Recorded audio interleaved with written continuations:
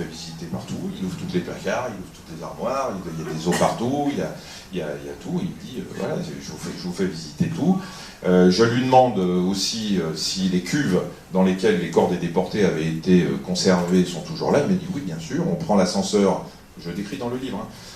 Je prends l'ascenseur dans lequel les corps étaient transportés probablement, ils sont assez longs pour y mettre des corps allongés, et je rentre dans ces deux salles dans lesquelles se trouvent les mêmes cuves qu'à l'époque où il y avait les déportés. Je peux vous dire que vous ne pourrez pas les voir parce que ça ne se visite pas, mais vous prenez un beau coup de poing dans la gueule quand vous rentrez dans ces salles et que vous imaginez qu'il y a eu des cadavres de 86 déportés ou des morceaux de 86 déportés dans ces cuves, dans lesquelles il y a encore des corps, puisque ces cuves servent à conserver les corps qui vont servir à la science et qui vont servir aux étudiants en médecine.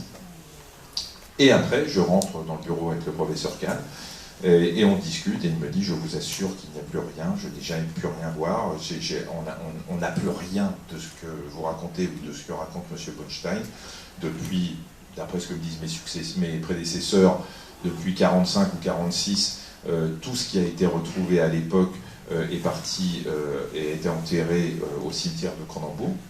Et donc, il n'y a plus rien, et toutes les pièces anatomiques que vous voyez datent de 1918 ou sont antérieures à 1918, et il n'y a rien de l'époque nazie, et il n'y a rien aujourd'hui.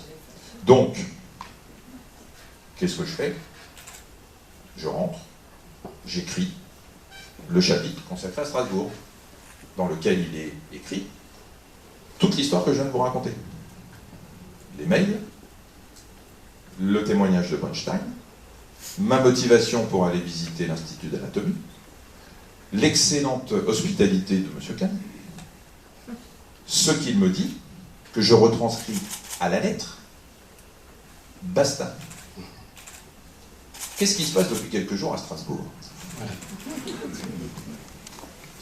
Je pense que ces messieurs de la faculté, soit ont lu une version strasbourgeoise que mon éditeur a envoyée spécifiquement ici, et qui n'est pas la version nationale,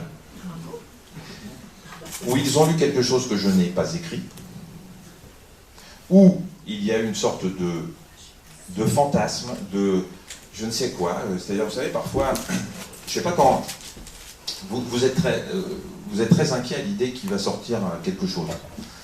Votre cerveau, il est tellement, c'est complexe, hein, le cerveau humain, il est tellement complexe que les semaines qui précèdent, vous vous dites, mais pourvu qu'il n'y ait pas encore cette histoire de cadavres ou de morceaux anatomiques qu'on aura à la faculté. Et vous êtes tellement persuadé que vous allez lire, qu'au moment où vous lisez le chapitre dans lequel je ne dis pas ça, vous finissez par vous dire que vous l'avez lu.